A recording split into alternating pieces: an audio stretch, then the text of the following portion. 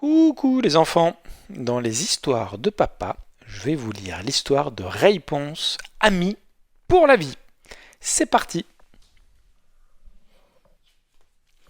Réponse, ami pour la vie. Une belle journée s'annonce pour Réponse. Elle fête ses 18 ans. Et ce n'est pas tout.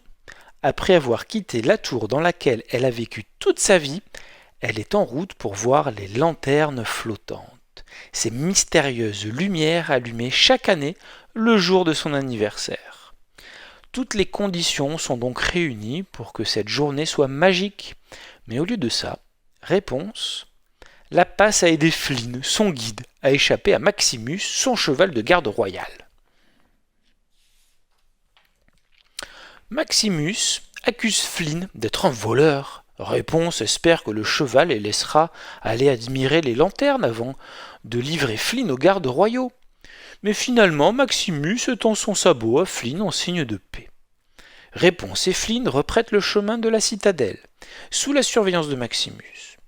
Mais, pour aller plus vite, Flynn tente bien de monter sur le dos du cheval, mais celui-ci secoue brutalement sa crinière et Flynn roule dans la boue. La citadelle apparaît enfin à l'horizon. Il faut ruser pour y entrer. C'est sûr qu'être le voleur le plus recherché de tout le royaume ne fait pas de Flynn un visiteur très discret. À la nuit tombée, Flynn offre la plus belle des surprises à Réponse, une promenade en barque. Autre surprise, il donne un sac de pommes à Maximus.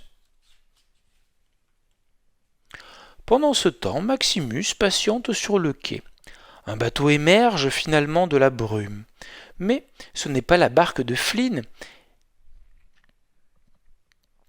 Il est ligoté et porte la couronne qu'il a volée au palais.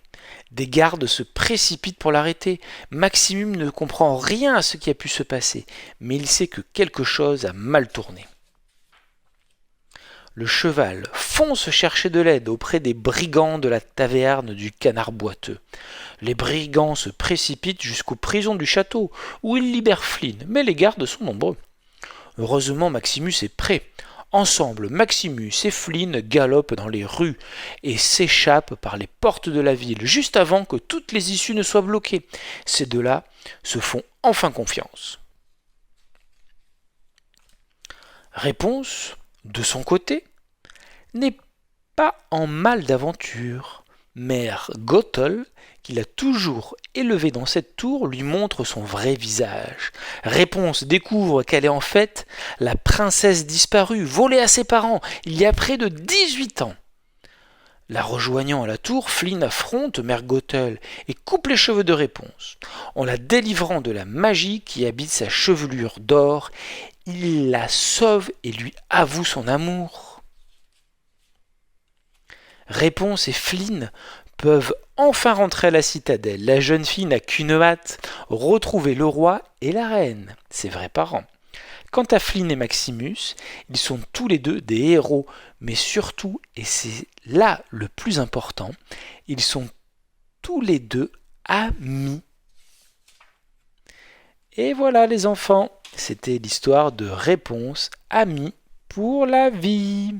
J'espère que cette histoire vous a plu et je vous dis, quant à moi, à très vite pour de nouvelles histoires de papa. Bye bye.